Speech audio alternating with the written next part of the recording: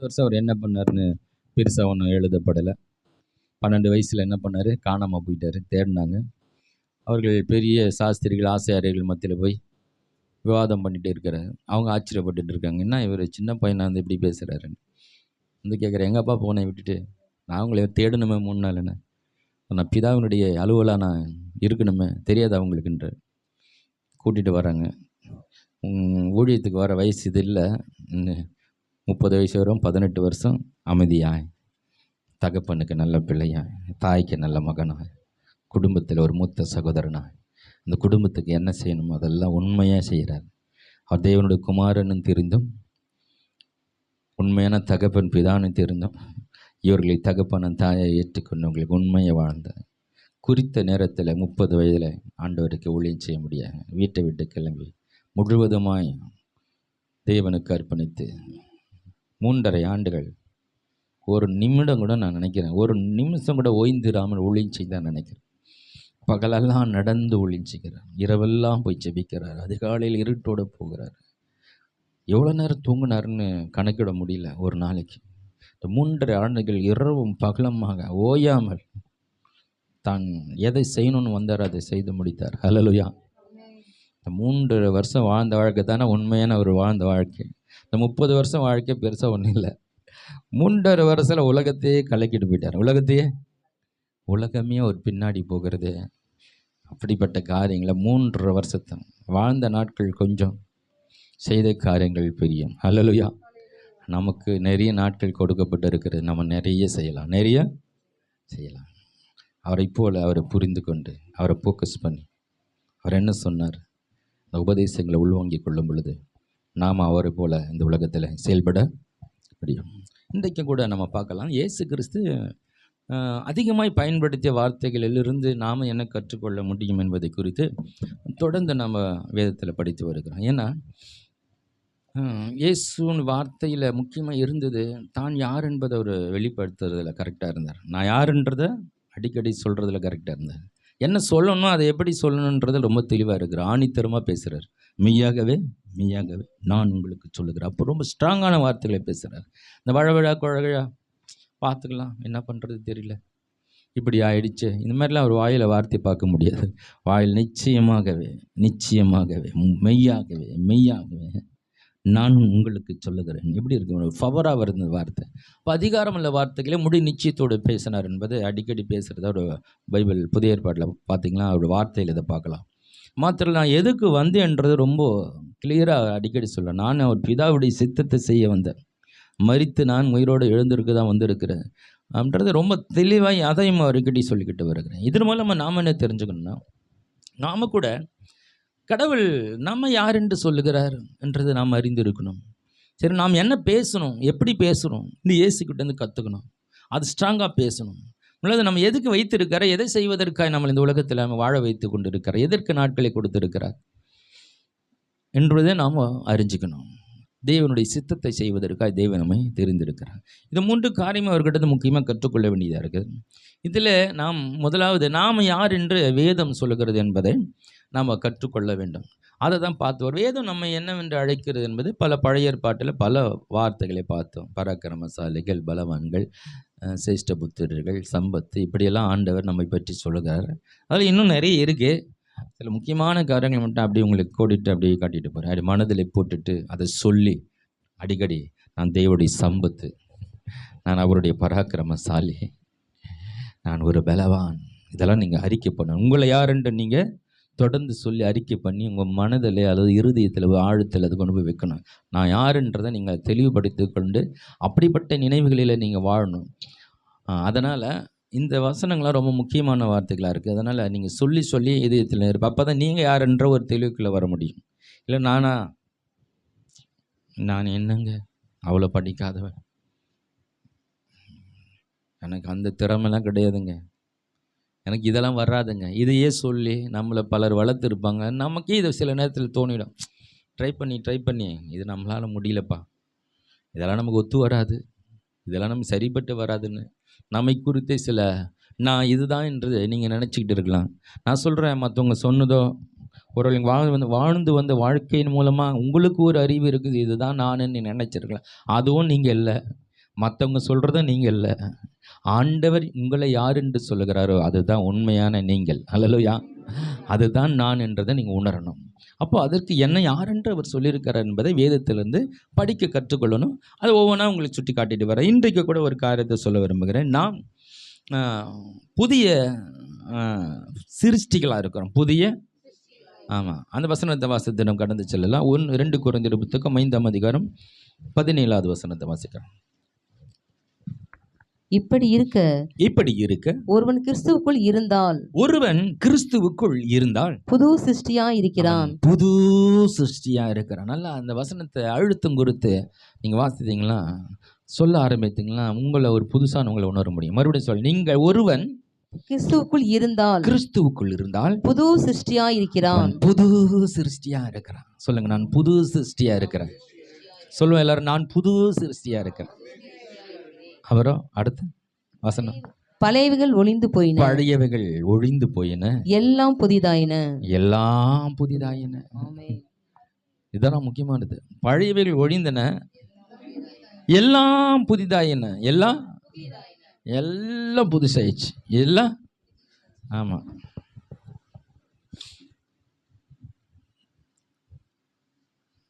பழைய வீடு ஒன்று இருந்தது, குடிசை வீடு, உடஞ்சி போன பக்கெட்டு, தீஞ்சு போன கடாய், அந்த தொடப்பம் அப்படியே பெருகி இவ்வளோ ஆகிட்டு இருக்கும். ஒரு அடியில் 4 அடி ஆகிட்டு இருக்கும். அதை வச்சு யூஸ் பண்ணியிருப்பாங்க. இதெல்லாம் இருக்குது வீட்டில்.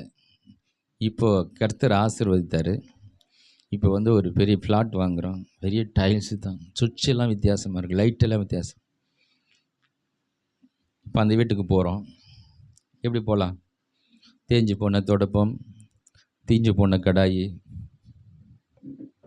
உடஞ்சி போன சேரு, இதெல்லாம் எடுத்துகிட்டு போடலாமா? அங்கேயே விட்டுட்டு போய் எல்லாம் புதுசாக வாங்கி போடலாமா? ஏன்? புது வீடு, அதோடைய லெவல் வேறு. அங்கே போய் வச்சோன்னா எப்படி இருக்கும்? நல்லாவே இருக்காது. நல்லாவே ஆமாம். நீ இருந்த அந்த பழைய வீட்டில் அது பொருத்தமாக இருக்கலாம். அது பழைய வீட்டில் அது தேஞ்சு போன பொருள், தீஞ்சு போன காரியங்கள்லாம் வச்சுருந்தேன். அந்த வீட்டுக்கு அது சூட்டபிள், அது ஓகே. இப்போ புது வீடு, இங்கெல்லாம் புதுசாக இருக்கணும். ஹல்லேலூயா. நம்ம ஆவியிலே மறுபடியும் பிறந்திருக்கிறோம், புது மனிதர்கள். ஹல்லேலூயா. இப்போல்லாம் புதுசாக இருக்கணும். அந்த பழைய எண்ணங்கள், பழைய காரியங்கள், பழைய இதையே சொல்லி அதை தூக்கிட்டு வரக்கூடாது. அதெல்லாம் அப்படியே தூக்கி போட்டுட்டு, பழைய எண்ணங்கள், பழைய காரியங்கள் எல்லாம் தூக்கி போட்டுட்டு, நான் இப்போ புது சிருஷ்டியாக இருக்கிறேன். நான் இப்போது ஆமாம், புது சிருஷ்டியாக இருக்கிறேன். ஹல்லேலூயா. இப்படி இருக்க இன்று தான் ஆரம்பிக்குது இந்த வசனம். இப்படி இருக்க கிறிஸ்துக்குள் இருந்தால் புது சிருஷ்டியா இருக்கிறாங்க. பழையவைகள் ஒழிந்தன. இந்த வசனத்துக்கு முன்னாடி இப்படி இருக்க அப்படின்னு எப்படி இருக்க, அதுக்கு முந்தின வசனம் வாசிங்க. ஆகையால் இது முதற்கொண்டு நாங்கள் ஒருவனையும் மாம்சத்தின்படி அறியோம். இந்த வார்த்தைகளை சொல்லிட்டு, சில காரியங்களை சொல்லிட்டு, இந்த வசனத்தை சொல்லிட்டு, அடுத்த இப்படி இருக்க ஒருவன் கிறிஸ்துவுக்குள் இருந்தால் புது சிருஷ்டியா இருக்கிறான். எப்படி இருக்குன்னா, நான் ஒருவனையும் மாம்சத்தின்படி அறியோம். கிறிஸ்துவையும் நான் கிறிஸ்துவையும் மாம்சத்தின்படி அறிந்திருந்தாலும் இனி ஒருபோதும் அவரை மாம்சத்தின்படி அறியோம். என்ன சொல்ல வருகிறார்னா, புது சிருஷ்டிக்கான விளக்கத்துக்கு முன்னாடி இந்த வசனத்தை சொல்லிட்டு, இப்படி இருக்குப்பா, அதனால நம்ம புது சிருஷ்டின்னு சொல்லுவோம். எப்படி இருக்குன்னா, ஒருவனையும் மாம்சத்தின்படி அறியோம். இந்த உலகம் மாம்சத்தின்படி தான் எல்லாரையும் கணக்கீடு செய்கிறது இல்லையா? இப்போ ஒரு மிலிட்ரிக்கு ஆள் எடுக்கணும்னு வச்சுங்களேன், இவ்வளோ ஹைட் இருக்கணும்னு இருக்குது, இவ்வளோ வெயிட் இருக்கணும்னு இருக்குது இல்லையா? அப்புறம் மார்பகத்தினுடைய அந்த அளவு இவ்வளோ விரிவடையணும்னு இருக்குது இல்லையா? அப்புறம் சரீர அங்கங்களுக்கு அந்த எந்த ஒரு குறைபாடும் இருக்கக்கூடாது, பார்வை திறன் இருக்கணும், இல்லாட்டி இம்யூனிட்டி, அவனுடைய இதுவெல்லாம் பலவிதமான சோதனைகள் இருக்குது. இதெல்லாம் பார்த்து தான் இந்த வேலைக்கு இவன் தகுதி என்பது. மாம்சத்தின்படி அவனுக்கு இந்த தகுதியெல்லாம் இருக்கா, மாம்சிகமான ஒரு தகுதியை பார்க்குறாங்க. எல்லாரும் அப்படி தான், எல்லாமே இந்த உலகமே இப்படி தான் பார்க்குது இல்லையா? ஒரு பொண்ணு பார்க்க போனால் எப்படி பார்க்குறாங்க, அது ஆவியில் எப்படி இருக்குன்னு பார்த்து பலனும் கல்யாணம் பண்ணுறாங்க. அது ஹைட்டுன்னா மாப்பிள்ளைக்கு சரியான ஹைட்டாக இருக்கான், மாப்பிள்ளை குள்ளமாவும் பொண்ணு ஹைட்டாகவும் பார்த்து கட்டுறாங்களா? இல்லை. ஏன்னா மாம்சீகத்தெல்லாம் பார்வை இல்லை. அங்கே ஆவிக்கிறவங்கப்பா ஹைட்டு வெயிட்டெல்லாம் முக்கியம் இல்லை, கலரும் முக்கியம் இல்லை, படிப்பும் முக்கியம் இல்லை. அவங்க தெய்வனுடைய பிள்ளை, இவங்க தேவனுடைய பிள்ளை. 2 பேருக்கும் ஆண்டவர் அழைப்பு கொடுத்துருக்குறாங்க. அவங்க ஆவியில் ஒருமனப்படுறாங்க, அவங்க திருமணம் செய்து கொள்ளணும். அப்படி எத்தனை கல்யாணம் நடக்குது? குறைவு தான் இல்லையா? அவர் ஹைட்டோ கோயிட்டோ முக்கியம் இல்லை. அவர் ஆவியில் தேவனை ஆராதிக்கிற மனிதன், அவர் ரட்சிக்கப்பட்டு இருக்கிறார். அவர் தேவ அழைப்பு இருக்குது, எனக்கு தேவ அழைப்பு இருக்குது. நாங்கள் ஒரு மனதால் இணைக்கப்படுகிறோம். சரீரத்தால் சரீரத்துக்கு ஒரு கணக்கிட இல்லை. அவர் படிப்பு வச்சு எவ்வளோ படிச்சிருக்கிறார், இதெல்லாம் வந்து ஒரு மாம்சிகமான. அதான் சொல்ல, ஒருவனையும் நான் மாம்சத்தின்படி அறியும். அப்படி என்ன சொல்கிறேன்னா, யாரையும் வந்து இந்த விதத்தில் கணக்கீடு செய்கிறதில்ல. தேவனும் அப்படி பண்ணுறதில்ல. ஒரு படித்தவங்களாம் ஒரு லிஸ்ட்டு, படிக்காதவங்க ஒரு லிஸ்ட்டு, அழகாக இருக்கிறவங்க லிஸ்ட்டு, அழகில்லாதவங்க ஒன்று, குள்ளமாக இருக்கிற ஒருத்தன், குள்ளமாக இல்லாதவங்க ஒருத்தன், உயரமாக இருக்கணும் ஒரு பக்கம், குள்ளமாகிற ஒரு பக்கம், இப்படி தான் தனி பிரிவெல்லாம் வச்சு மாம்சீகமாக பார்க்குறதா. ஒருவனையும் இதன் அடிப்படையில் பார்க்குறதில்ல, ஒருவனையும் மாம்சத்துடைய அறியும். இயேசு கூட அப்படி நாங்கள் பார்க்குறதில்ல. தெரியும் எங்களுக்கு இயேசு வந்து யூத குலத்தில் பிறந்தார். அவங்க அப்பா அம்மா வந்து தெரியும், எந்த ஊரில் வாழ்ந்தார், அவர் ஹைட்டு வெயிட் இதெல்லாம் எங்களுக்கு தெரியும். அவரை பற்றி மாம்சீகமான காரியங்கள் தெரியும். அவரை பற்றி மாம்சத்தின்படி தெரியும், இருந்தாலும் மாம்சத்தின்படி அறியும். அது மேட்ரு இல்லை. சவுப்பாக இருந்தாரா, இயேசு குள்ளமாக இருந்தாரா, இயேசு எந்த ஊரில் வாழ்ந்தார், அவங்க அம்மா யார், அவங்க ஜாதி என்ன, இதெல்லாம் இல்லைன்றாரு. அவரை பற்றி எல்லாம் தெரியும், ஆனால் அதெல்லாம் முக்கியம் இல்லை. இயேசுவை பற்றியே நாங்கள் அவர் கலர் என்ன, ஒயிட் என்னன்றது அதுவும் எங்களுக்கு முக்கியம் இல்லை. இயேசு எப்படி இருந்தாருன்றதும் முக்கியம் இல்லை. அவரையும் நாங்கள் ஆவியில் தான் பார்க்கிறோம். அல்லேலூயா. இப்போ இயேசுவையே ஆவியில் பார்க்கிறவர்கள் இவர் எல்லா மனிதர்களும் எப்படி பார்க்குறாங்க? ஒருவனையும் மாம்சத்தின்படி அறியும். அப்போ ஆவியில் பார்க்கிறார். ஆவியில் பார்ப்பது இதுதான் புது சிருஷ்டியாக மாற்றப்பட்டனுடைய ஒரு அடையாளத்தில் ஒன்று இல்லையா? நான் புது சிருஷ்டி ஆக்கப்பட்டிருக்குன்னா பழைய சிருஷ்டி எப்படின்னு நினைக்கிறான். இதன் அடிப்படையில், மாம்சீகத்தின் அடிப்படையில் மனிதனும் காரியங்களை எல்லாவற்றையும் அவன் அளந்து பார்க்குறான். அதன்படி தான் நடக்கும், நடக்காது எல்லாமே அதை வச்சு தான் சொல்லி கொண்டு இருக்கிறான். ஆனால் இந்த புது சிருஷ்டி ஆக்கப்பட்டவன், மறுபடியும் பிறந்தவன், இவன் எப்படி பார்க்கிறான்னா எல்லாவற்றையும் தன் ஆவியிலே பார்க்கிறான். அல்லேலூயா. அப்போ நம்ம புது சிருஷ்டிகளாய் நம்ம ஆண்டவர் சிருஷ்டித்திருக்கிறாரு. இப்போ நம்முடைய பார்வை எப்படி இருக்கணும்னா ஆவியில் பார்க்கணும் இல்லையா? இதெல்லாம் அந்த மாம்சீகமான எந்த ஒரு உணர்வும் நோக்கமும் நமக்கு இல்லைன்னா நம்ம எல்லாரோட சகஜமாக பேசுவோம்ல. ஹலோ, அவர் கருப்பாக இருக்கிறாங்க, அவர்கிட்ட நான் பேச மாட்டேன், இப்படியெல்லாம் மனுஷங்க இருக்கிறாங்க. இப்படியெல்லாம் ஆமாம், அவங்க ரொம்ப ஒழுங்காகவே பேச தெரியல, அவங்களுக்கு ஒரு கீழ்த்தட்டு மக்களாக இருக்கிறாங்க. நம்ம டீசெண்டாக பேசுகிறோம், அவங்களுக்கு பேச்சே சரியில்லைங்க. சரி, அவங்க ஆவியில் எப்படி இருக்காங்க? ஆவியில் அவங்க வந்து எளிமையாக இருக்கிறாங்க, ஒன்றுமே தெரியல. ஆனால் வெளியே அவங்க வாழ்ந்த வாழ்க்கை சூழ்நிலை நிமித்தமாக அப்படிப்பட்ட வார்த்தைகளை பேசுகிறாங்க, அவங்களுக்கு தெரியல. அதுதான் வாழ்க்கை நினச்சி வராங்க. சரிப்பா, இவங்ககிட்ட நான் பேச மாட்டேன்னு சொல்லிடலாமா? தேவன் எப்படி பார்க்குறாரு? அவர் சொந்த ஜனங்களை பார்க்க. அல்லேலூயா. என் சாயலாய் உண்டாக்கப்பட்ட ஒரு மனிதன், இவனுக்கும் ரட்சிப்பு தேவை, இவனுக்கும் சுவிசேஷம் தேவை, இவனும் வாழ்க்கையை மாற்றணும், இவன் வாழ்க்கையை நான் ஆசீர்வதிக்கணும், இவனுக்காக நான் ரத்தம் சிந்திருக்கிறேன். அப்போ உலகத்தில் இருக்கிற எல்லாரையும் குறித்தும் தேவனுடைய பார்வை எப்படி இருக்கிறதுனா எல்லாருடைய வாழ்க்கையை ஆசீர்வதிக்கணும். அவங்க எல்லாரும் இப்படி ஆனதுக்கு ஒரு காரணம் இருக்குது இல்லையா? ஒரு முஸ்லீம் வீட்டில் பிறந்தவன் என்ன பண்ணுறான்? அல்லாவை கும்பிட்றான். அவன் அங்கே பிறந்ததுனால. ஒரு இந்து வீட்டில் பிறந்ததுனால அவன் வந்து இந்து சாமி கும்பிட்றான். அங்கே பிறந்ததுனால அந்த வழிபாட்டின் வழியில் அவன் வளர்ந்தான். அவன் அதுதாங்க தெய்வம் அவனுக்கு சொல்லிக் கொடுத்தாங்க, அவன் வணங்குறான். இப்போ தேவன் எப்படி பார்க்குறாரு? அவனுக்கு தெரியும், நீ அங்கே பிறந்ததுனால தான் இப்படி இருக்கிற, இந்த சூழ்நிலையில் நீ போனதுனால தான் நீ இப்படி கெட்டு போனதுக்கு காரணம் நீ மாத்திரம் இல்லை, உன்னை சார்ந்தவர்களும் கூட, உன்னோடு இருந்தவர்களும் கூட ஒரு காரணமாக இருக்கணும். இதெல்லாம் தேவன் அறிவார். ஹல்லேலூயா. அப்போது இதெல்லாம் பார்த்து தான் ஆண்டவர் ஒருவனும் நீதிமான் இல்லை, ஒருவனும் பரிசுத்தமாக, எல்லாரும் ஏதோ ஒரு விதத்தில் இடையில் போகிறான். நான் ஒருத்தங்க எடுத்தேன், நான் என்ன ஒருத்தங்க எடுத்தேன், இந்த மாதிரி தான் இந்த உலகத்தில் இருக்கிற காரியங்களை இருக்குது. அப்போ ஆண்டவர் எல்லாரும் ஒரே லிஸ்ட்டில் பட்சபாதம் இல்லாதவராக எல்லாரும் ஒரே மாதிரி நேசிக்கிறாரு. அப்போது ஆவியில் பிறந்திருக்கிறனா, புது சிருஷ்டியால் சிருஷ்டிக்கப்பட்ட நாம் எல்லாரையும் நம்ம எப்படி பார்க்கணும்?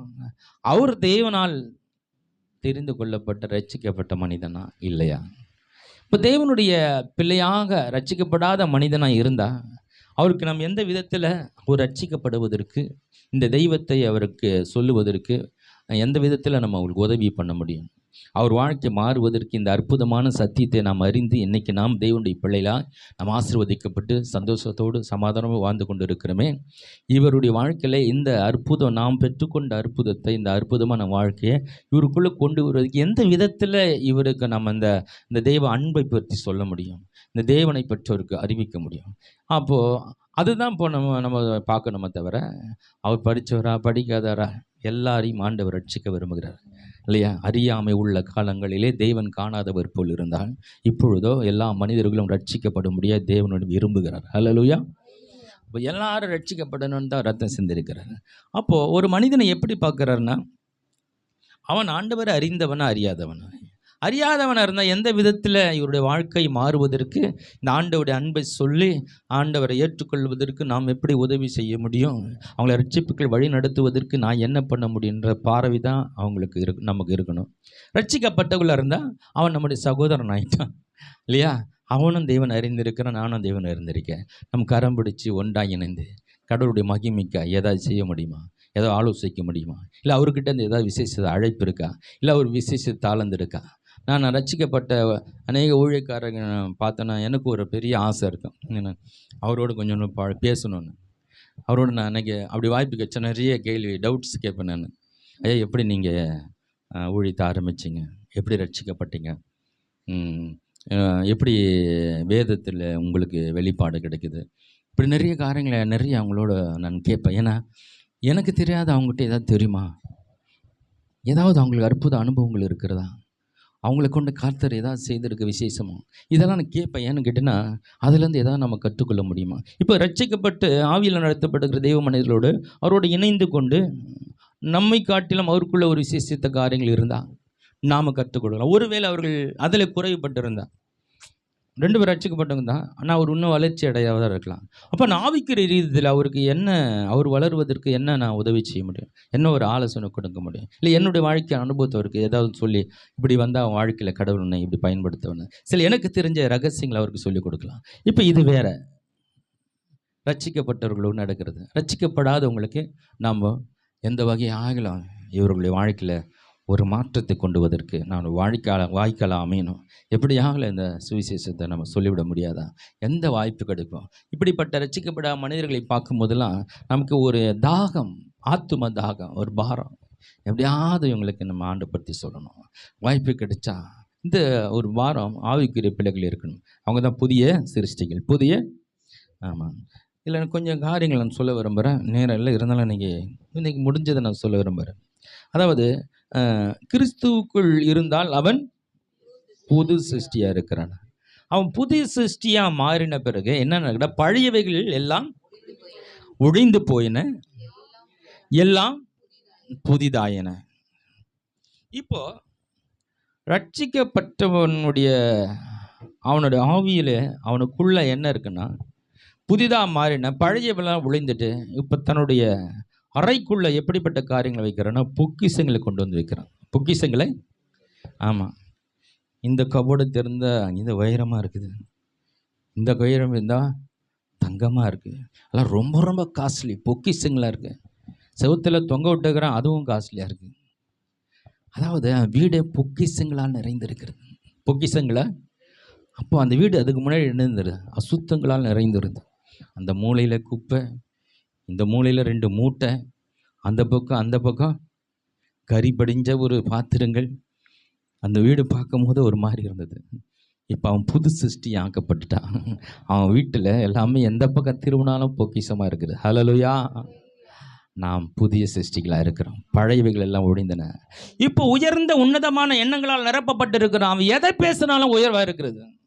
அவன் எதை சம்பந்தப்பட்டது பேசினாலும் அது உயர்ந்த எண்ணங்கள் நிறைந்ததாக இருக்கிறது. அது பொக்கிஷங்களாக இருக்கிறது. ஹல்லேலூயா. பழையவைகள் எல்லாம் ஒழிந்தன, எல்லாம் புதிதான. நாம் புதிய சிருஷ்டிகளாக இருக்கிறோம். பொக்கிஷங்களை உள்ள வைத்திருக்கணும். நல்ல மனிதன் தன் இருதயமாக்கி, சில வசனங்கள் வாசிக்கலாமா? வாசித்துட்டு இது மட்டும் வாசிக்கலாம்னு நினைக்கிறேன். நீங்கள் பொக்கிஷங்களை மட்டும் பார்த்துடலாம், அதுக்கு நேரம் இருக்காது. ஏசாயா புத்தகம் 55ஆம் அதிகாரமா 8-9 வாசிங்க. என் நினைவுகள் உன் நினைவுகள் அல்ல, உங்கள் பலிகள் என் பலிகளும் அல்லவென்று கர்த்தர் சொல்லுகிறார். 9 வாசிங்க. பூமியை பார்க்கிலும் வானங்கள் எப்படி உயர்ந்திருக்கிறதோ அப்படியே உங்கள் பலிகளை பார்க்கிலும் என் பலிகளும், உங்கள் நினைவுகளை பார்க்கிலும் என் நினைவுகளும் உயர்ந்திருக்கிறது. பழைய சிருஷ்டி என் நினைவுகள் அல்ல. பழைய மனிதர்கள் இருக்காங்க, இஸ்ரவேல் ஜனங்கள், அவர்கள் தேவனுடைய எண்ணத்தால் நிரப்பப்படலை. அவங்க நினைக்கிறதெல்லாம் ஒரு தாழ்வான காரியங்கள் தான் நினைக்கிறாங்க. சின்ன சின்ன காரியம் உடனே இடையில போகிறாங்க, உடனே பாவத்தில் விழுந்துறாங்க, உடனே போய் விக்கிரகத்தை வணங்க ஆரம்பிச்சுறாங்க. அவங்க நிலையற்றவளாக இருக்கிறாங்க, திடமாக இல்லை. ஏன்னா அவங்க நினைவுகள் எப்படி இருக்குன்னா தாழ்வான எண்ணங்களால் நிறைந்திருக்கிறது. அவங்கள பார்த்தா சொல்லுங்க, உன் நினைவுகள் நினைவுகள் அல்ல. அவங்க இன்னும் மறுபடியும் பிறக்கலை, அவங்க பாவங்கள் கழுவப்படலை, நான் தெய்வ சந்நிதியில் நிற்க திராணி இல்லை, நான் அவங்க புது சிருஷ்டியாக மாறலை. அதனால் அவங்களுக்கு என்ன இல்லைன்னா உயர்ந்த தேவனுடைய எண்ணங்கள் அவங்களுக்கு இல்லை. ஆனால் உனக்கும் எனக்கும் நாம் புது சிருஷ்டிகள் ஆக்கப்பட்டு இருக்கிறோம். அந்த உயர்ந்த உன்னதமான எண்ணங்கள் இருக்குது, அதுதாங்க பொக்கிஷம். ஹல்லேலூயா. தேவன் நினைக்கிறது போல நினைவுகளால் கொண்டிருக்கிற ஒரு இருதயம் தான் பொக்கிஷம். ஹல்லேலூயா. அப்போ ஒரு புது சிருஷ்டியோட உள்ளத்தில் பொக்கிஷங்களால் நிரப்பப்பட்டிருக்கிறது. ஹல்லேலூயா. எதை குறித்து வாயை திறந்தாலும் அது ஒரு பொக்கிஷமாக, அது உன்னத நிலைமையை உணர்த்தக்கூடியதாக இருக்கிறது. விசுவாசத்தை பற்றி பேசினா அது ஒரு விசுவாச லெவல் உயர்ந்திருக்கிறது. அவன் அன்பை குறித்து பேசினா அன்பின் லெவல் உயர்ந்திருக்கிறது. அவன் நீதியை குறித்து பேசினா நீதியின் லெவல் உயர்ந்திருக்கிறது. அவன் உண்மையை குறித்து பேசினா அந்த உண்மை உயர்ந்து தேவனோட உண்மைக்கு ஒத்து போகிறது. ஹல்லேலூயா. இப்போ எல்லாமே தேவனோடு ஒத்து போகக்கூடிய உயர்ந்த எண்ணங்களால் நிரப்பப்பட்டவன் புது சிருஷ்டியாக இருக்கிறான். ஹல்லேலூயா. ஆமென், ஆமென், ஆமென். ஏசாயா புத்தகம் 65ஆம் அதிகாரம் 1, 2, 3, 4, 5 வாசித்தருங்க. என்னை குறித்து விசாரித்து கேளாதிருந்தவர்களாலே தேடப்பட்டேன். ஆண்டவர் தன்னுடைய ஆதங்கத்தை சொல்றாரு. நான் தேர்ந்தெடுத்து நான் அவங்கள வழிநடத்தி எவ்வளோ செஞ்ச என் ஜனங்கள் என்னை அவங்க சரியா புரிஞ்சுக்கல. ஆனா என்னை பத்தி தெரியாத ஜனங்கள், மறுபடியும் வாசிங்க 1ஆம் வசனம். என்னை குறித்து விசாரித்து கேளாதிருந்தவர்களாலே தேடப்பட்டேன். என்னை தேடாது இருந்தவர்களாலே கண்டறியப்பட்டேன். என்னுடைய நாமம் எங்கேயோ இருக்கிறவங்கள என்னை தேடி என்னை புரிஞ்சுக்கிட்டு அவன் பிள்ளைய அவனை ஆசைப்படுகிறான். ஆனா நீங்க வாசிங்க. என்னுடைய நாமம் விளங்காதிருந்த ஜாதியை நோக்கி இதோ இங்கே இருக்கிறேன் என்றேன். நலமல்லாத வழியிலே தங்கள் நினைவுகளின்படி நடக்கிற முரட்டாட்டமான ஜனத்தண்டைக்கு நாள் முழுவதும் என் கைகளை நீட்டினேன். அந்த ஜனங்கள் என் சந்நிதியிலே நித்தம் எனக்கு கோபம் உண்டாக்கி தோட்டங்களிலே பலியிட்டு செங்கர்களின் மேல் தூபங்காட்டி பிரேத குழிகள் அண்டையிலே உட்கார்ந்து பாலான ஸ்தலங்களில் ராத்தங்கி பன்றி இறைச்சியை தின்று தங்கள் பாத்திரங்களில் அருவருப்பானவைகளை ஆணத்தை வைத்திருந்து நீ உன் மட்டில் இருந்து என் சமீபத்தில் வராதே, உன்னை பார்க்கிலும் நான் பரிசுத்தன் என்று சொல்லுகிறார்கள். அதாவது வாழ்கிற வாழ்க்கையெல்லாம் மோசமான நல்ல வாழ்க்கையெல்லாம் ஆனால் அவங்களை தங்களை எப்படி நினச்சிக்கிறாங்களா? நாங்கள் யூதர்கள் மோசே எங்களுக்கு கட்டளை கொடுத்தார், நாங்கள் செங்கடலை பிளந்தாங்களே அந்த இனத்தை சேர்ந்தவங்க, இப்படி நாங்கள் பயங்கரமான பரிசுத்தவான்களெல்லாம் பேசிக்கிறாங்க. ஆனால் ஆண்டவர் சொல்றாரு, இவர்கள் என் கோபத்திலாகிய புகையும் நாள் முழுதும் எரிகிற அக்னியுமாய் இருப்பார்கள். அதாவது பொக்கிஷம், இஸ்ரவேல் ஜனங்களுடைய பொக்கிஷம் என்ன? தேவன் தான். அதை அவங்க இழந்துட்டாங்க. அதை தேவன் எப்படி இஸ்ரவேல் ஜனங்களை என் சம்பத்துன்னு சொன்னாரோ அந்த இஸ்ரவேல் ஜனங்க அப்படியா ஆண்டவரை நீங்கள் தான் எங்கள் சம்பத்துன்னு சொல்லலை, நீங்கள் தான் எங்கள் பொக்கிஷன்னு சொல்லலை, நீங்கள் தான் எங்களோட வாழ்க்கைன்னு சொல்ல மறந்துட்டாங்க. அவர் உணர புரிஞ்சு கொள்ள மறந்துட்டாங்க. ஹல்லேலூயா. நம்முடைய பொக்கிஷம் நம்முடைய ஆண்டவர் தான். ஹல்லேலூயா. விலை மதிக்க முடியாத அவருடைய வார்த்தை தான் அவர் நமக்கு பொக்கிஷமாக இருக்கிறது. ஹல்லேலூயா. வாசிக்கலாம் இன்னொரு வசனத்தை. மத்தேயு புத்தகம் 2ஆம் அதிகாரம் 11ஆம் வசனம்.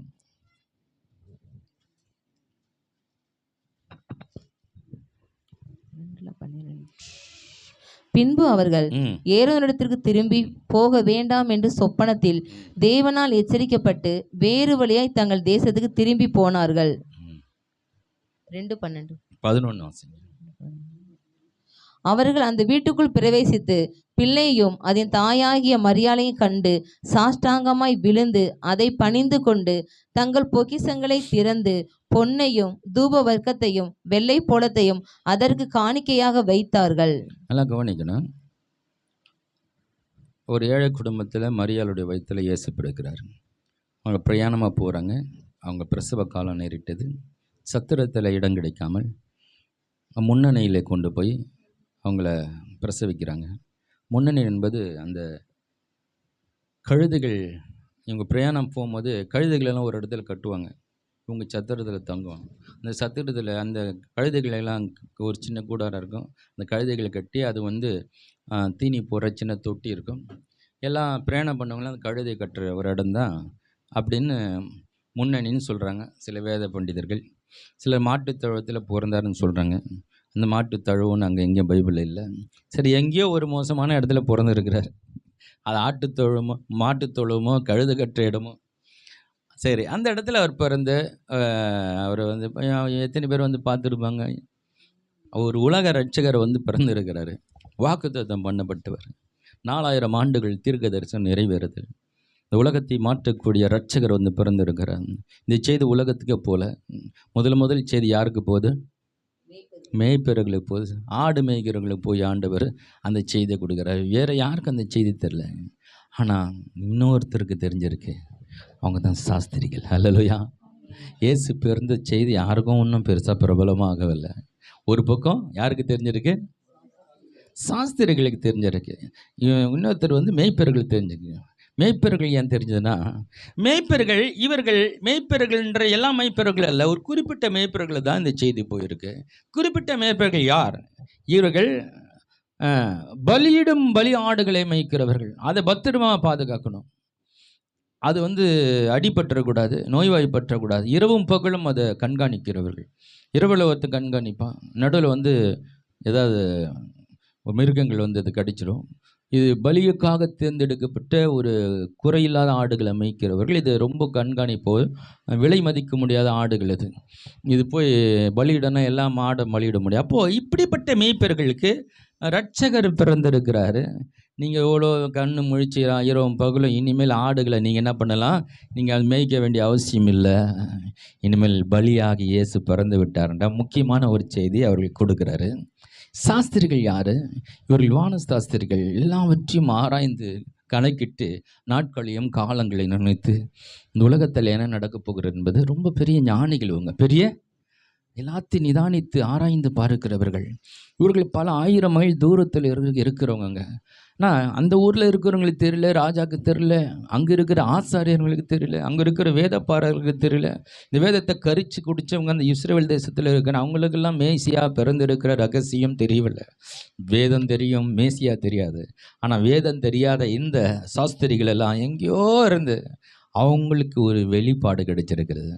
உலக ரட்சகர் பிறந்திருக்கிறார். உலக ரட்சகர் பிறந்திருக்கிறார்னு தெரிஞ்சுக்கிட்டு பல மைல் தூரம் கடந்து கேட்டு தேடி வராங்க. அவங்களுக்கு நட்சத்திரம் வழிகாட்டுது. அவங்ககிட்ட என்ன பண்ணுறாங்க? மரியாள் அந்த குழந்தையை கழுத்தி வச்சிருக்கும் அவருடைய பாதத்தில் பொக்கிஷங்களை என்ன பண்ணுறாங்க? பொக்கிஷங்களை பாதத்தில் காணிக்க கொட்டுறாங்க. ஹலோ பாருங்கள், இயேசு ஒரு குழந்தை தான் இருக்கிறாரு. அவர் ஒரு அற்புதம் இன்னும் பண்ணல, இன்னும் நடக்கக்கூட இல்லை. கையை கால் ஆட்டின்னு இருந்தார் பொழுது இல்லையா? டிக்கின்னு ஆட்டிக்கின்னு படுத்துன்னு இருந்துருவார் போல, சின்ன குழந்தைய இல்லையா? அந்த குழந்தை கால் ஆட்டின்னு இருந்திருக்கு. ஆனால் சாஸ்திரிகளுக்கு தெரியுது, இதுதான் எதிர்காலத்தை உலகத்தை அசைக்க போகிற குழந்தை. ஹல்லேலூயா. இந்த உலகத்தை மாற்றக்கூடிய குழந்தை இதுதான். இந்த சாஸ்திரிகளுக்கு தெரிஞ்சிருக்குப்பா, அநேகருக்கு தெரியல. அவர் பாதத்தில் பொக்கிஷங்களை கொட்டுறாங்க. ஹல்லேலூயா. நீங்கள் தான் பொக்கிஷம். ஹல்லேலூயா. இந்த பொக்கிஷம் எல்லாம் நம்முடைய காலடியில் கொண்டு வைக்கிறேன்னு சொல்லி அவரை கனப்படுத்தி அவர் ஆராதிக்கிறாங்க, துதிக்கிறாங்க. ஹல்லேலூயா, ஹல்லேலூயா. உண்மையான பொக்கிஷம் நம்ம தெய்வம் தாங்க. ஹல்லேலூயா. அவர் சொல்கிற வார்த்தை தான் நமக்கு பொக்கிஷம். அன்னைக்கு இந்த பொக்கிஷம் இஸ்ரேல் ஜனங்களுக்கு தெரியல, ஆசாரியர்களுக்கு தெரியல, யாருக்குமே இந்த பொக்கிஷம் வந்து நம்ம ஊரில் பிறந்திருக்கு, இதுதான் நம்ம தேசத்தை உலகத்தை அசைக்க போகிற ஒரு குழந்தைன்னு தெரியல. ஆனால் எங்கேயோ இருக்கிற சாஸ்திரிகளுக்கு தெரிஞ்சிருக்கிறது. ஹல்லேலூயா. நான் சொல்கிறேன், எங்கே இருந்தாலும் உனக்கு ஆண்டவர் குறித்த வெளிப்பாடு கிடைச்சுன்னா எத்தனை மைல் இருந்து தேடி வரும் ஆண்டவர். ஹல்லேலூயா. எத்தனை மைல் தூரம் கடந்து வராங்க, பிரயாணப்பட்டு பல மாதங்கள் கடந்து வராங்களாம். எப்படியாவது இந்த இந்த ரட்சகரை பார்த்துடணும், இந்த குழந்தைய பார்த்து அவரை கனப்படுத்தணும், அவர் ஆராதனை செய்யணும், காலையில் வந்து பொக்கிஷங்களை வச்சிடணும், அவர் கனப்படுத்திட்டு போகணும்னு சொல்லி தேடி வராங்க பாருங்க. அந்த வெளிப்பாடு அவங்களுக்கு கிடைச்சிருக்கு பாருங்க. ஹல்லேலூயா. நான் சொல்கிறேன், எத்தனை பேருக்கு இயேசு தான் பொக்கிஷம் என்ற வெளிப்பாடு கிடைச்சிருக்கு? ஹலோ, உங்கள் வாழ்க்கையில் நீங்கள் இதுவரையும் காணாத ஒரு பொக்கிஷம் இந்த ஆண்டவர் தான் என்பது எத்தனை பேருக்கு இந்த வெளிப்பாடு கிடைச்சிருக்கு? எங்கேயோ இருக்கணும் கிடைச்சிருக்கு. அநேகருக்கு சபையிலிருந்து கிடைக்காம இருக்கு பாருங்க. வேதனைக்குரிய காரியம் இல்லை. சபை தாங்க போகிறேன், நான் கரெக்டாக எடுத்துட்டேங்க, நானும் சானே, நான் கரெக்டாக வந்துடுவேன், ஆனால் இன்னும் இயேசு ஒரு பொக்கிஷம்னு உனக்கு தெரியலையே. ஹல்லேலூயா. அந்த பொக்கிஷம் வைத்து வாழ்க்கை மாறணும் உனக்கு இன்னும் தெரியாமல் இருக்குது. ஹலோ சொல்லுங்க, இயேசு என்னுடைய பொக்கிஷம். ஹல்லேலூயா. அதை இருதயத்தில் வைங்க, இருதயத்தில் வைங்க. மத்திய புத்தகம் 2ஆம் அதிகாரம் 19, 20, 21 வாசிக்கலாம். ஏரோது இறந்த பின்பு கர்த்தருடைய தூதன் எகிப்தில யோசேப்புக்கு சொப்பனத்தில் காணப்பட்டு, நீ எழுந்து பிள்ளையும் அதன் தாயையும் கூட்டிக் கொண்டு இஸ்ரவேல் தேசத்துக்கு போ. பிள்ளையின் மத்தேயு 6ஆம் அதிகாரம் 19 வாசிக்கிறீங்களா? சரிதானா? பூமியிலே உங்களுக்கு பொக்கிஷங்களை சேர்த்து வைக்க வேண்டாம், இங்கே பூச்சியும் துருவும் அவைகளை கெடுக்கும், இங்கே திருடரும் கன்னமிட்டு திருடுவார்கள், பரலோகத்திலே உங்களுக்கு பொக்கிஷங்களை சேர்த்து வையுங்கள். ஹலோ, பூமியிலே பொக்கிஷங்களை சேர்த்து வைக்க வேண்டாம், பரலோகத்தில் சேர்த்து வையுங்கள், பொக்கிஷங்களை சேர்த்து வைங்க. ஒரு அருமையான ஒரு ரகசியத்தைங்க சொல்றார். அதாவது புதிதாய் பிறந்தவர்கள், புது சிருஷ்டிகள், அவங்க பூமியில் பொக்கிஷத்தை சேர்க்கறதில்ல, பரலோகத்தில் சேர்க்குற. ஹல்லேலூயா. இங்கேயே கண்ணமிட்டு திருடுவா, எவ்வளோதான் சேர்த்தாலும் அதை ஒரு நாள் இழக்க வேண்டிய சூழ்நிலை வருது, இல்லை யார் கையில் கொடுக்க வேண்டியது இருக்கு இல்லையா? நான் ஒரு மனித ஒருத்தரை சந்தித்தேன்.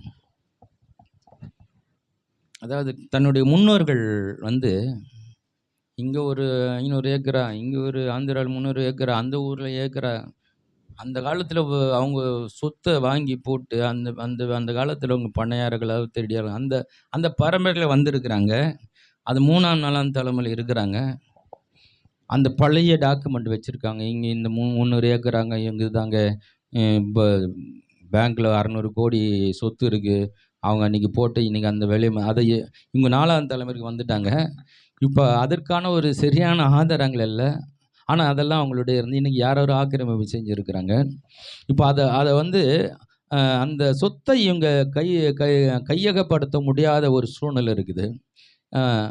இப்போ இவ்வளோ சொத்துக்கள் வாங்கி போட்ட கட்சியில் அவங்க சொந்த சந்ததியாரே அனுபவிக்கமான ஒரு சூழ்நிலை இருக்குது. இத்தனை கோடி பணமும் இத்தனை கோடி ஏக்கரா நிலங்களும் தன்னோட முன்னோர்கள் வாங்கி போட்டிருந்தாலும் அது சரியான பராமரிக்காமல், சரியான தொடர்ச்சியாக கண்காணிக்காமல் இந்த இவங்க ஏழைகளாக இருக்கிறாங்க. அதுக்காக போராடி கொண்டு இருக்காங்க. போராடி கொஞ்சம் யோசித்து பாருங்களேன்.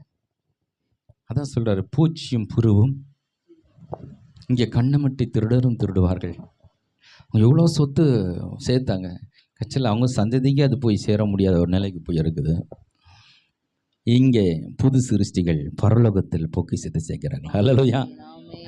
அது ஒருவரும் திருட முடியாது. ஆமாம், அதாவது இங்கே என்ன தான் வச்சாலும் இந்த பொக்கிஷத்தை திருடறான், இழக்க வேண்டிய எல்லாமே எது வேணா வரலாம், நிரந்தரம் கிடையாது. எடுத்துடும் போக முடியாது, எடுத்துடும் இல்லையா? நான் செத்துட்டேன், நான் கூட இதெல்லாம் எடுத்துன்னு போடுவேங்க. என்ன தருவேன், 5 அடுக்கு பில்டிங் கட்டிக்கிறேன், அப்படியே எடுத்துன்னு பரலோகத்தில் போய் அங்கே வச்சுருவேன். எதுவுமே எடுத்துன்னு போக முடியாது. வெறுங்கையாய் வந்தேன் வெறுங்கையாய் போனேன்னு சொல்கிறேன் ஞானி. அது போல் எல்லாத்தையும் எவ்வளோதான் இருந்தாலும் இங்கே கொஞ்சம் அனுபவிச்சுட்டு போயிட வேண்டியதான் முடிஞ்சதுக்கு அது இல்லையா? அப்போ பரலோகத்தில் பொக்கிஷங்களை சேர்த்து வைக்கிறது என்ன? வாசிக்கலாம் அடுத்த வசனத்தை, 12ஆம் அதிகாரம் 35 வசனத்தை வாசிக்கலாம். இந்த மத்திய புத்தகம் தெளிவாக இருக்குது. நல்ல மனுஷன் நல்ல மனுஷன். இருதயமாகிய நல்ல பொக்கிசிலிருந்து ஆ. நல்லவிலை எடுத்து காட்டுகிறான். ம். பொல்லாத மனுஷன் பொல்லாத பொக்கிசிலிருந்து பொல்லாதிலை எடுத்து காட்டுகிறான். ம். இது ஒரு அதாவது இது வந்து கடவுள் வார்த்தையை பொக்கிஷமாக தன் உள்ளத்தில் சேகரிக்கிறது, இது ஒரு பொக்கிஷம். இன்னொன்று பரலோகத்தில் சேர்க்கறது இன்னொரு பொக்கிஷம். அது 19ஆம் அதிகாரம் 21 வசனத்தை வாசிக்கலாம்.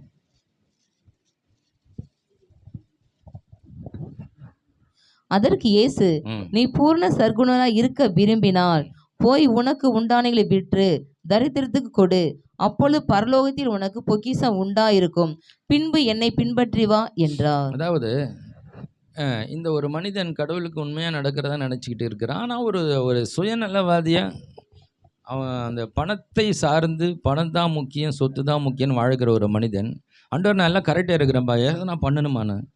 அப்போ அவர் பார்க்குறாரு, ஆண்டவர் இன்னமும் உங்கள்கிட்ட ஒரு குறை இருக்குது. நீ என்ன பண்ணுற, உனக்கு உண்டான எல்லாவற்றையும் விற்று தரித்திரத்துக்கு கொடு, அப்போது உனக்கு பரலோகத்தில். அப்போ இதுதான் பரலோகத்தில் பொருள் பொக்கிஷம் சேர்க்கிறது. ஹல்லேலூயா. அது தனக்கு உண்டானதை எல்லாவற்றையும் விற்று கொடுக்கிறது என்பது இது எதை மட்டும் கொடுக்கிறது, வெறும் பணத்தை கொடுக்கறது மற்றும். இது அந்த ஒரு ஆங்கிளில் பார்த்தோன்னா நம்ம இருக்கிறதெல்லாம் தானம் தர்மம் பண்ணுறது மட்டும் இல்லை, எனக்குள்ளே இருக்கிற எந்த பொக்கிஷமாக இருந்தான். ஹல்லேலூயா.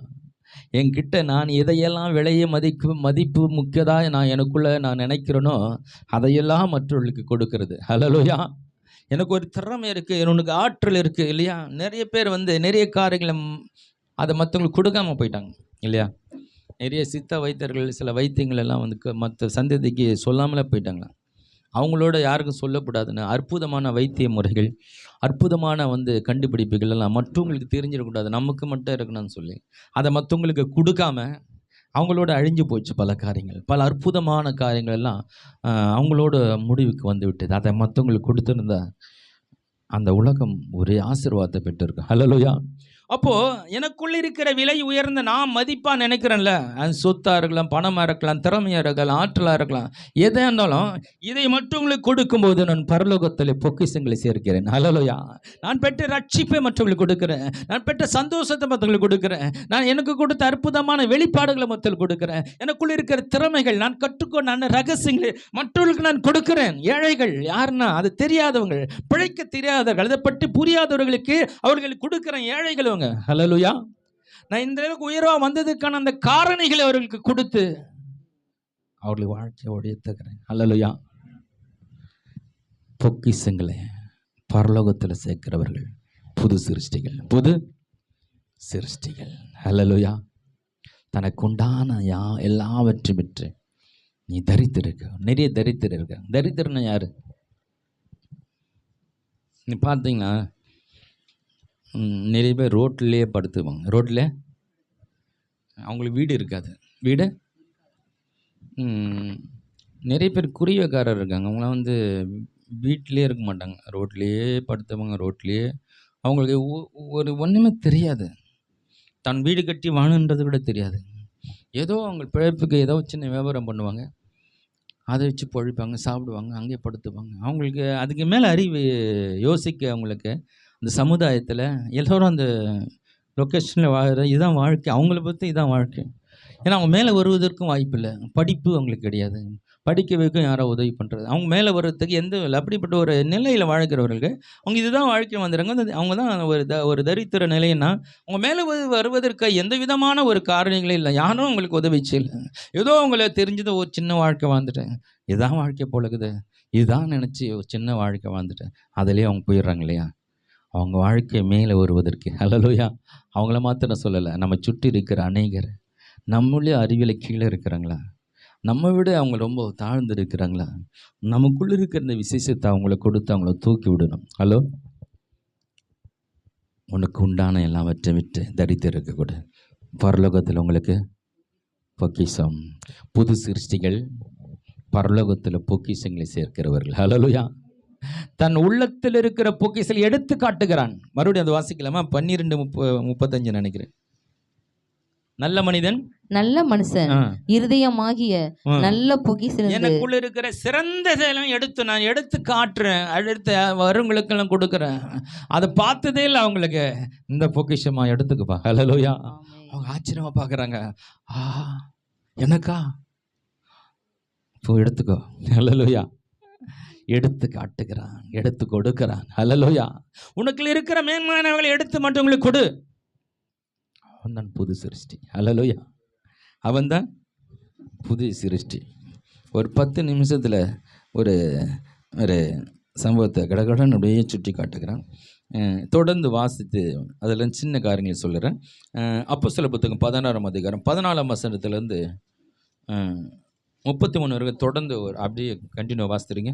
16 16ஆம் அதிகாரம் 14லிருந்து 33 வரைக்கும். அப்பொழுது தியரா ஊராலும் ம். இரத்தாம்பரம் விற்கிறவளும் தேவனை வணங்குறவளும் ஆகிய லீதியாள் என்னும் பேருள்ள ஒரு ஸ்திரீ கேட்டு கொண்டிருந்தாள். பவுல் சொல்லியவைகளை கவனிக்கும்படி கர்த்தர் அவள் இருதயத்தை திறந்தருளினார். அவளும் அவன் வீட்டாரும் ஞானஸ்தானம் பெற்ற பின்பு அவள் எங்களை நோக்கி, நீங்கள் என்னை கர்த்தரிடத்தில் விசுவாசம் உள்ளவர் என்று எண்ணினால் என் வீட்டில் வந்து தங்கியிருங்கள் என்று எங்களை வருந்தி கேட்டுக்கொண்டாள். நாங்கள் ஜெபம் பண்ணுகிற இடத்துக்கு போகையில் குறி சொல்ல ஏவுகிற ஆவியை கொண்டிருந்த குறி சொல்லுகிறதினால் தன் எஜமானுக்கு மிகுந்த ஆதாயத்தை உண்டாக்கின ஒரு பெண் எங்களுக்கு எதிர்பட்டாள். அவள் பவுலையும் எங்களையும் பின்தொடர்ந்து வந்து, இந்த மனுஷர் உன்னதமான தேவனுடைய ஊழியக்காரர், இரட்சிப்பின் வழியை நமக்கு அறிவிக்கிறவர்கள் என்று சத்தமிட்டாள். இப்படி அநேக நாள் செய்து கொண்டு வந்தாள். பவுல் சினம் கொண்டு திரும்பி பார்த்து, நீ இவளை விட்டு புறப்படும்படி இயேசு கிறிஸ்துவின் நாமத்தினாலே உனக்கு கட்டளையிடுகிறேன் என்று அந்த ஆவினை சொன்னான். அந்நேரமே அது புறப்பட்டு போயிற்று. அவளுடைய எஜமான்கள் தங்கள் ஆதாயத்தை நம்பிக்கை அற்று போயிற்றென்று கண்டு பவுலையும் சீலாவையும் பிடித்து சந்தை வெளியிலுள்ள அதிகாரிடத்தில் இழுத்து கொண்டு போனார்கள். அவர்களை அதிகாரிடத்தில் ஒப்புவித்து, யூதர்களாகிய இந்த மனுஷர் நம்முடைய பட்டணத்தில் கலகம் பண்ணி ரோமராகிய நாம் ஏற்றுக்கொள்ளவும் அனுசரிக்கவும் தகாத முறைமைகளை போதிக்கிறார்கள் என்றார்கள். அப்பொழுது ஜனங்கள் கூட்டம் கூடி அவர்களுக்கு விரோதமாய் எழும்பினார்கள். அதிகாரிகள் அவர் வஸ்திரங்களை கிழித்து போடவும் அவர்களை அடிக்கவும் சொல்லி அவர்களை அநேக அடி அடித்த பின்பு சிறைச்சாலை வைத்து அவர்களை பத்திரமாய் காக்கும்படி சிறைச்சாலைக்காரனுக்கு கட்டளையிட்டார்கள். அவன் இப்படிப்பட்ட கட்டளையை பெற்று அவர்கள் காவலறையிலே அடைத்து அவர் கால்களை தொழும் மரத்திலே மாட்டி வைத்தான். நடுராத்திலே பவுலும் சீலாவும் ஜெபம் பண்ணி தேவனை துதித்து பாடினார்கள். காவலில் வைக்கப்பட்டிருந்தவர்கள் அதை கேட்டு கொண்டு இருந்தார்கள். சடிதிலே சிறைச்சாலையின் அஸ்திபாரங்கள் அசையும்படியாக பூமி மிகவும் அதிர்ந்தது. உடனே கதவுகள் எல்லாம் திறவுண்டது. எல்லாரும் கட்டுகளும் கலன்று போயிற்று. சிறைச்சாலைக்காரன் நித்திரை தெளிந்து சிறைச்சாலையின் கதவுகள் திறந்திருக்கிறதை கண்டு கட்டுண்டர் ஓடி போனார் என்று எண்ணி பட்டயத்தை உருவி தன்னை கொலை செய்து கொள்ள போனான். பவுல் மிகுந்த சத்தமிட்டு, நீ உனக்கு கெடுதி ஒன்றும் செய்து கொள்ளாதே, நாங்கள் எல்லாரும் இங்கேதான் இருக்கிறோம் என்றான். அப்பொழுது அவன் தீபங்களை கொண்டு வர சொல்லி உள்ளே ஓடி நடுநடுங்கி பவுலும் சீலாவுக்கும் முன்பாக விழுந்து அவர்களை வெளியே அழைத்து வந்து, ஆண்டவமாரே, இரட்சிக்கப்படுவதற்கு நான் என்ன செய்ய வேண்டும் என்றான். அதற்கு அவர்கள், கர்த்தராகிய இயேசு கிறிஸ்துவை